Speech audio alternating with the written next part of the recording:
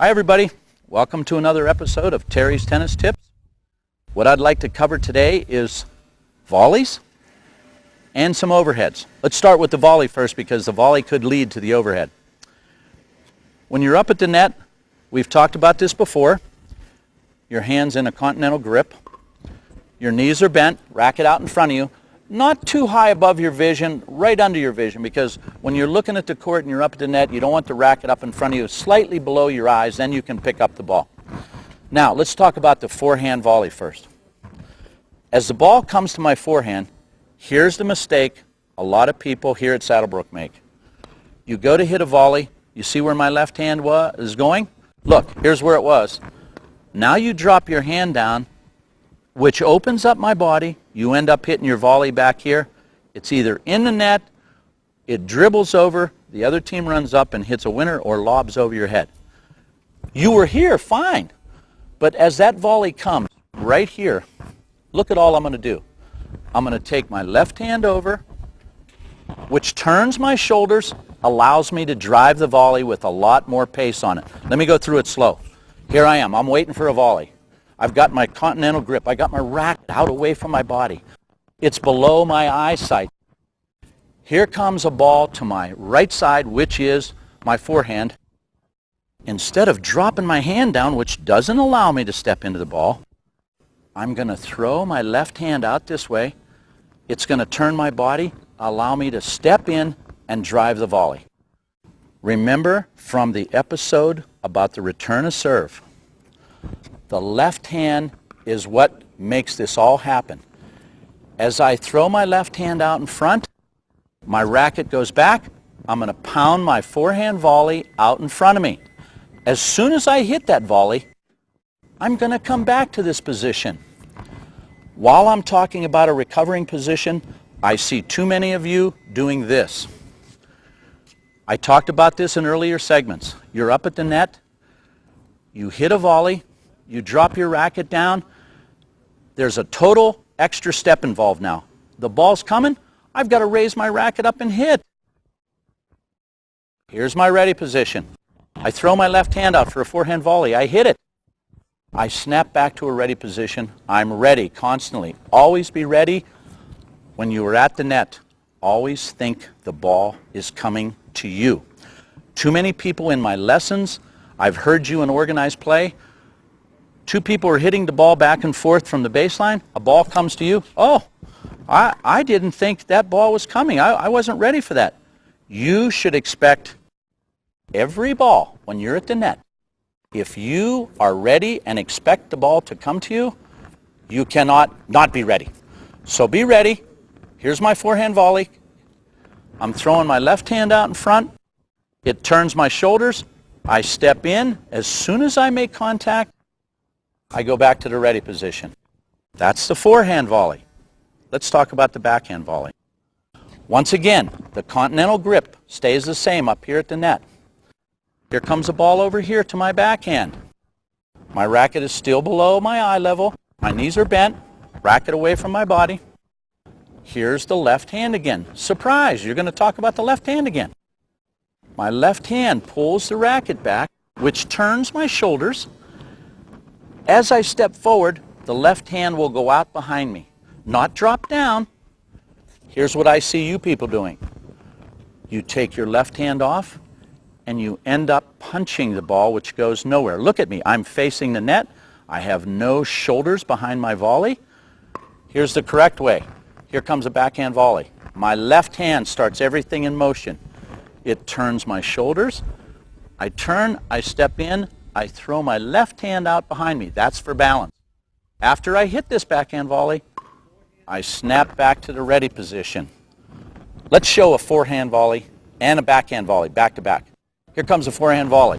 I turn, I step in and hit. I go back to a ready position. Here comes a backhand volley. My left hand pulls the racket back. I turn, step in, only in this case my left hand goes out behind me because it comes off the racket in the back, and I'm back to a ready position. Looks pretty simple, right?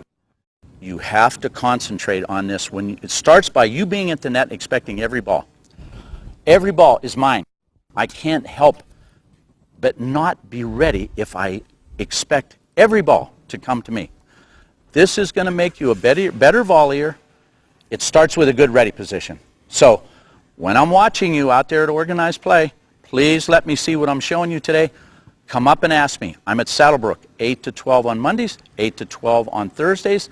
Come up and ask me about anything we go over or about something, anything that's bugging you about tennis, come up and talk to me. That's what I'm there for. And remember, only in the sport of tennis does love mean absolutely nothing. Thanks. I want to cover the overhead. So far, we've been at the baseline. We've hit forehands. We've hit backhands. We've hit ground strokes. We've worked our way up to the net. We've hit volleys. Now you should be able to have the icing on the cake, which is the overhead, which is put away for a winner. Let's talk about the overhead right from the beginning. Wow, ever see this pose before? It's the famous ready position again. Let's say I've just hit a volley. Now I see my opponents getting ready to put up a lob. Here's what a lot of you do. The lob goes up, you're still watching it, you go back slowly, you hit it, it either goes into the net or it just goes over for your opponent to be able to do something with it. Here's what you should do. The minute you see a lob go up, whether it's short, whether it's deep, you should get into the overhead position right away. Now, look what this does for you. If I see a lob going up and I get like this right away, maybe there's wind out today. Maybe the wind's blowing it around. It's drifting. It's drifting. You notice the only adjustment that I have to make is with my footwork. My hands are all ready to hit it. So when it gets where I want to hit it, you will snap forward and bring your left hand into your chest. I'm going to go over this again. First criteria, the lob goes up. You will take your left hand. Notice it's more over here on the right side of my body than over here. Here's what can happen if you don't take your left arm to the right side of your body. Okay, you notice I'm open now. My shoulders are open. I'll never be able to hit down on it. I'll actually step sideways. But if my left arm goes up and it stays on the right side of my body, now it keeps my shoulders turned. Now you notice I have some sun coming in here. We have a lot of sun out here in Saddlebrook in Arizona. So let me show you a little tip with the left hand. That sun is coming right in. How many of us have ever been in a match where here's a ball? Maybe we don't have time to hit an overhead. We just want to get it back and somebody says, oh my gosh, the sun was in my eyes. I couldn't see that. Why not take your left hand and put it right in front of the sun? Now, I may not be able to hit a solid overhead, but at least I've got the sun blocked where I can get this ball back and play a little bit more offensively. You have a hand. If you're going to put it up, throw it in part of the sun. There's only certain times in the afternoon where the sun is that factor. So why not, when the ball goes up, whether it's an overhead or a high volley, why not put that left hand right in front of that sun? You know what? You may not have to keep it there. Maybe the ball won't end up right in the sun, but at least it's allowing you to judge it because you're blocking the sun from your face. This is going to help you get a much better shot. How many times have you heard people say, oh, it was right in the sun. I'm looking at 10 balls. I don't know which one to hit. Well, do something about it. Put the left hand right in front of the sun. Let me cover this overhead again. When the ball goes up, a lob goes up, you should get in this position immediately so that if you have to drift forward, backward, you're already set, as opposed to this. This is the wrong way. The ball's up, it's coming down, I haven't allowed enough time. Look at my posture for this overhead. I'm not going to end up, I probably won't get it over. It's probably going to go in the net. So remember, here's the left hand again. Heard it before somewhere? Overhead. The ball goes up on a lob. I throw my left hand to my right side. I am now in the proper position. Now let me talk a little bit about my racket hand because I didn't say anything about that. It's just like the serve. When the overhead goes up, this hand is cocked.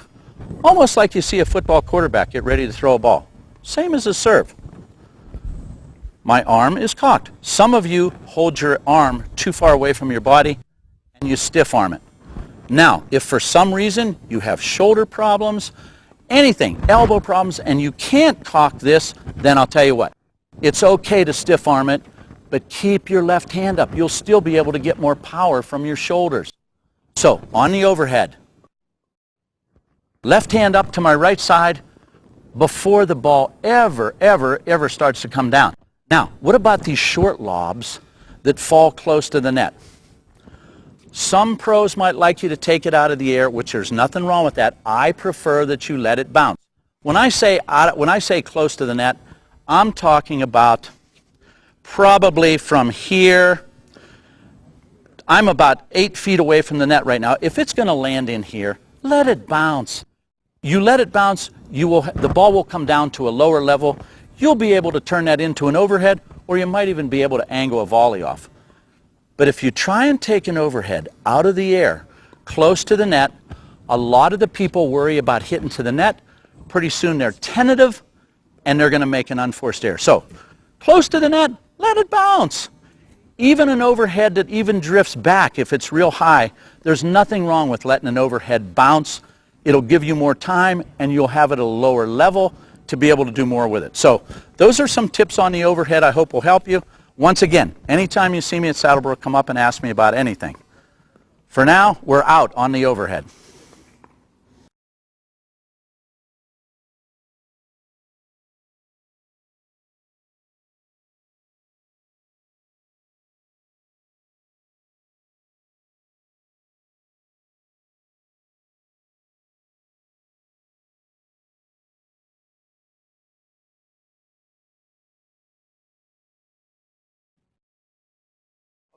Welcome everybody to another episode of Terry's Tennis Tips. We're going to cover a shot that's a big part of doubles. We haven't covered this before, the lob. I'm going to show you the bad way that you get ready for a lob, and I'm going to show you the good way. First of all, we're going to talk about the lob in terms of doubles. When a ball comes to me high, let me show you the bad way that you people do it. All right, Bob, send me a ball. Just a regular lob. Just a regular lob. Yeah. All right, I'm waiting.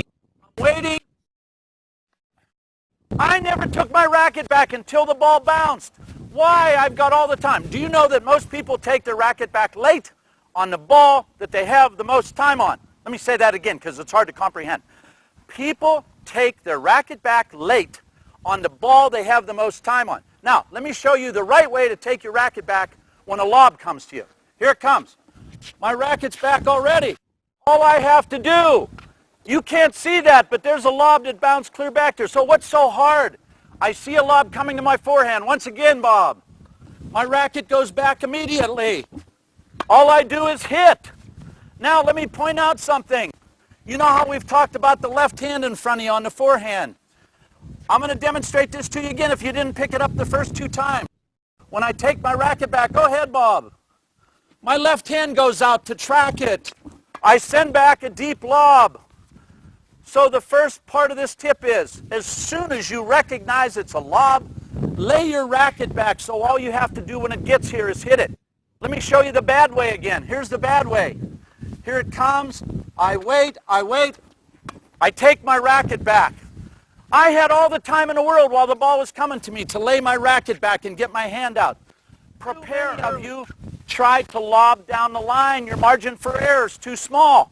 I'm dealing with the sideline. Today, here the wind's blowing. If I try to lob down the sideline, it would blow over to the side. So when you hit your lob, hit it diagonal. It's the longest part of the court.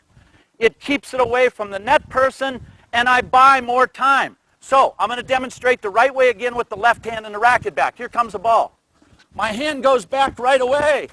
I hit it diagonally. You can't see that, but it's a gorgeous lob back there. Prepare early. It's the one shot that you have more time than any of the other ones to prepare.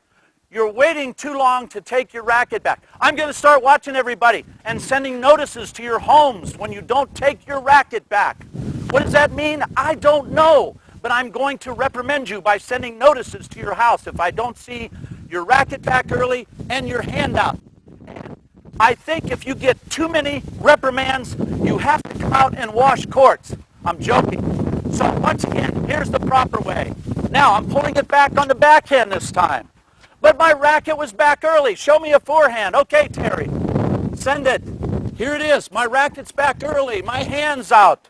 Another gorgeous lob. You can't see that. It landed right inside the line because I had early preparation. So remember this. Racket back early. And also remember what we always want to remember, that only in the sport of tennis does love mean absolutely nothing.